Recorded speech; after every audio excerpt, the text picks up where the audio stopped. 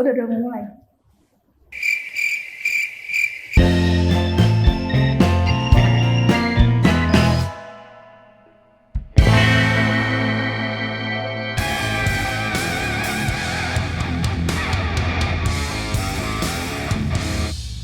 Halo Kawan Cerita, jumpa lagi di podcast Pascalibah. Kita lanjut lagi ya hari ini ngobrol-ngobrol sama Bapak Dokter kita, Bapak Iriansyah. Halo Pak. Halo juga, lupa dia. Abang. Iya, halo Bang. Iya. Masih sehat kan? Iya, sehat deh. Semangat lagi untuk lanjut Alhamdulillah. ngobrol-ngobrol nih ya Bang ya. Insya Allah. Oke Bang, ini kita kayaknya mau membahas tentang program doktoralnya Bang Iriansyah ya, supaya lebih mendalam gini, lebih intens gitu program doktoralnya. Nah, ngobrolin tentang program doktoral nih, risetnya, infonya nih tentang penyusunan Islamic Human Development Index gitu ya. Mungkin Kawan Cerita tuh juga pengen tahu sebenarnya Human Development Index itu apa, gitu. Islamic Human Development Index itu apa? Mungkin Pak Ir bisa ceritakan gitu Pak. Ya, ya, jadi menarik juga pertanyaannya gitu ya. Semenarik begitu saya waktu promosi, promosi itu saya sampaikan. Tahu apa komen dari dosen-dosen penguji? Ada 5 ya. Apa tuh? Disuruh hak paten, dibuat hak paten disertasi saya. Waduh, luar biasa. Iya, disuruh buat hak paten kan? Buat hak paten. Hak paten. Karena memang penghitungan IHD ini baru saya di Sumut yang menghitung. Ya tentu bukan karena kepintaran saya, tidak. Saya mengadopsi dari metode penghitungan HDI. Jadi gini, IHD itu kan Islamic Human Development Index, ya. Itu HDI-nya syariah gitu. HDI kan Human Development Index, kualitas pembangunan manusia. Benar. Indeks pembangunan manusia. Salah satu alat ukur keberhasilan pembangunan di bidang sumber daya manusia ya. Benar. Nah, syariahnya itu Islamic Human Development Index. Konsepnya hampir sama, metodenya juga hampir sama, hanya berbeda di pemakaian indikator, penghitungan indikatornya. Kalau HDI kan dari 3 ya, 3 indikator ya, indeks pendidikan, kesehatan, kemudian daya beli ya, kalau nggak salah saya. Nah, IHDI ini dibentuk dari 5 indeks ya, 5 indikator. Nah, di dalam Islam, di dalam syariah, itulah yang namanya makosid syariah. Ya, jalan-jalan menuju syariah. Tujuan apa yang kita lakukan tujuannya untuk sesuai dengan syariah. Apa saja itu, kan gitu ya. Yang pertama adalah indeks ad-din. Indeks ad-din ini pemeliharaan terhadap agama. Proksinya dari mana gitu. Bagaimana? Kan itu kan kualitatif ya, nggak bisa diukur. Nah, saya juga berdasarkan sumber-sumber sebelumnya ya, Jadi ada beberapa proksi untuk mengukur indeks ad-din tadi ya, indeks pemeliharaan terhadap agama ya. Misalnya tingkat kriminalitas, persepsi survei anti korupsi itu, itu juga bisa. Terus banyaknya orang yang membayar zakat, banyaknya orang yang berhaji, banyaknya orang yang melakukan sholat, gitu ya. Aduh, maaf nih, aja nih. Itu tadi ya, indeks ad-din ya. Nah, saya dikomplain nih. Saya kan pakai dari beberapa indikator tadi. Itu tadi datanya ada nggak? Ternyata saya kan di seluruh kabupaten kota di Provinsi Sumatera Utara. Ya, penelitian saya ya.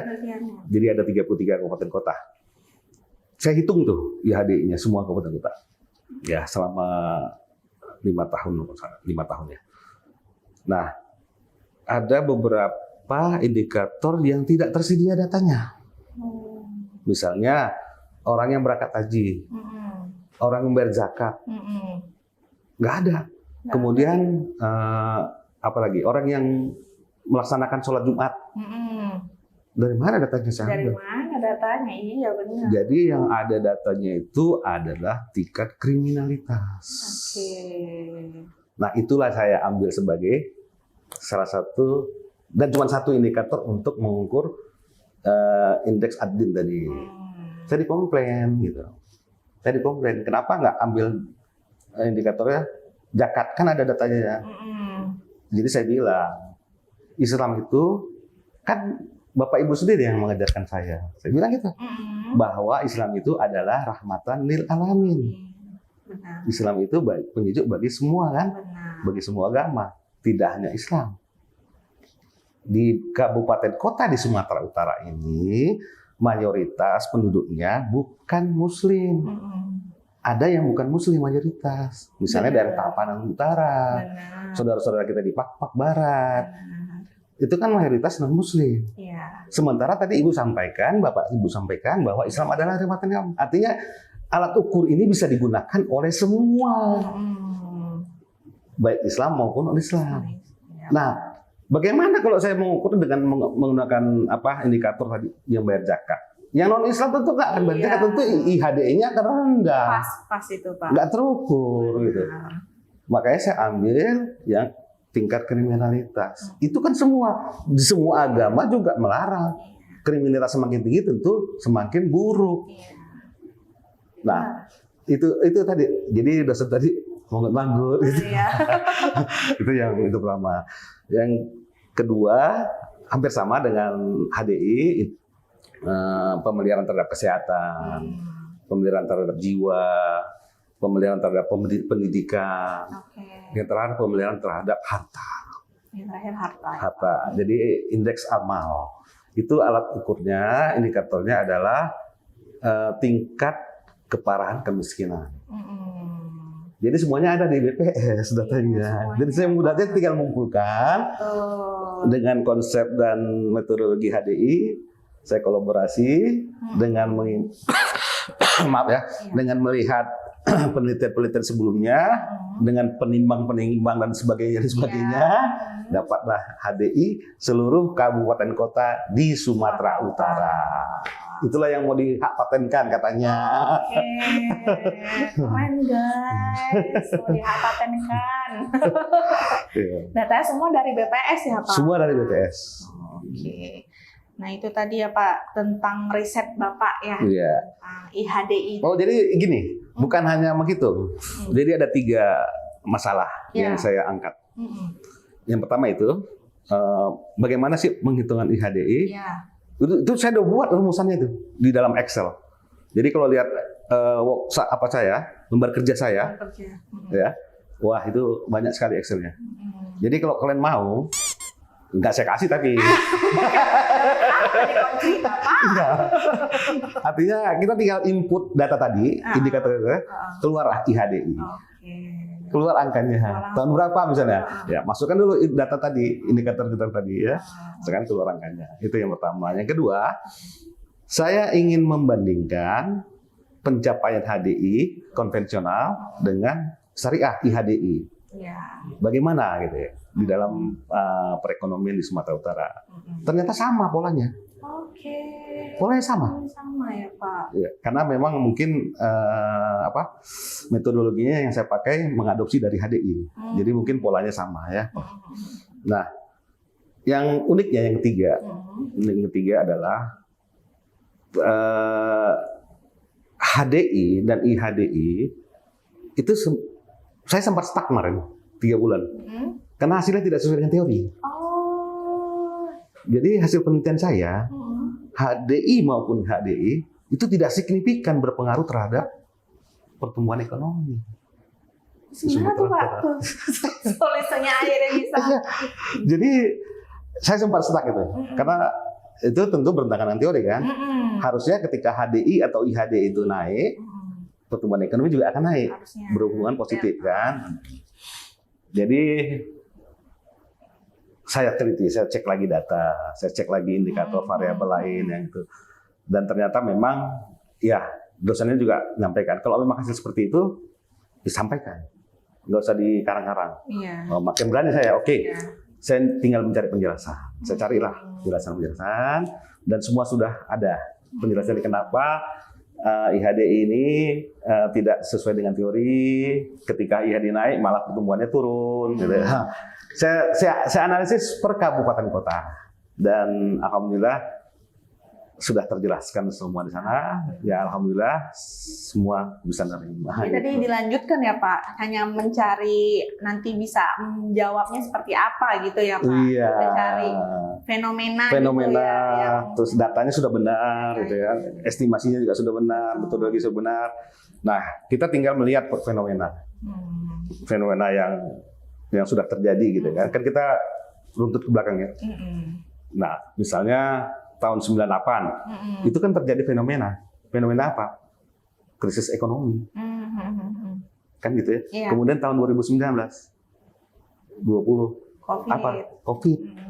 Nah, ternyata itu berdampak gitu.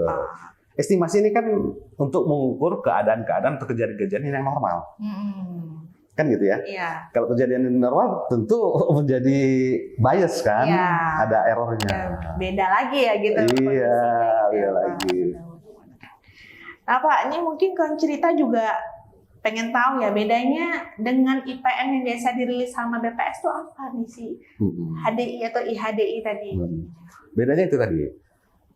HDI menggunakan proxy, menggunakan indikator proxy dari tiga indikator ya. Indeks kesehatan, pendidikan, dan paritas daya beli. Dari masing-masing indeks tadi ada itunya kan, ada angka harapan hidup kalau nggak salah saya kalau kesehatan. Kemudian rata rama sekolah, paritas daya beli tadi, PDRB per kapita kalau tidak salah saya. Nah, begitu juga dengan IHDI, ada indikatornya, tapi indikatornya semuanya yang ada di IHDI itu masuk menjadi bagian. Jadi bagian. Nah, bagian dari penghitungan IHDI.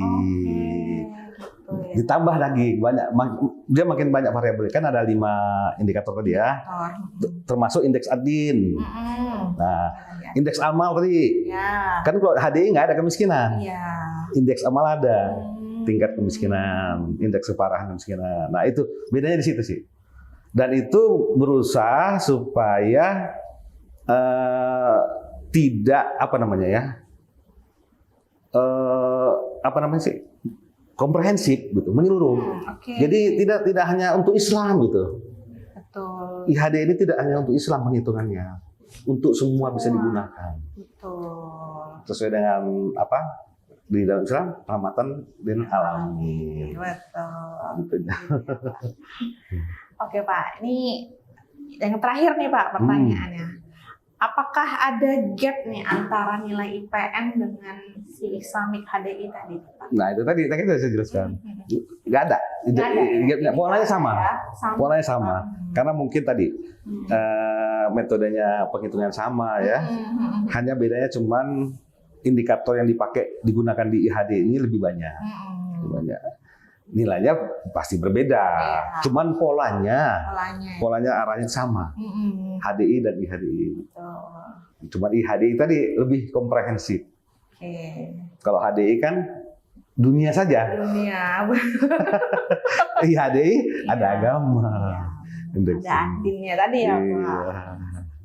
Oke, jadi sebenarnya kalau cerita mungkin yang mau cari-cari data gitu ya yang mungkin berhubungan dengan skripsinya gitu terkait, mungkin bisa juga cari di website sumut.bps.go.id atau kalau yang punya waktu nih main-main sini ke BPS Provinsi Sumatera Utara ke PST-nya pelayanan statistik terpadu ya. Di sini kita ada pelayanan untuk teman-teman konsultasi atau tanya-tanya data yang mau mungkin digunakan gitu ya untuk penelitiannya ataupun skripsinya gitu ya.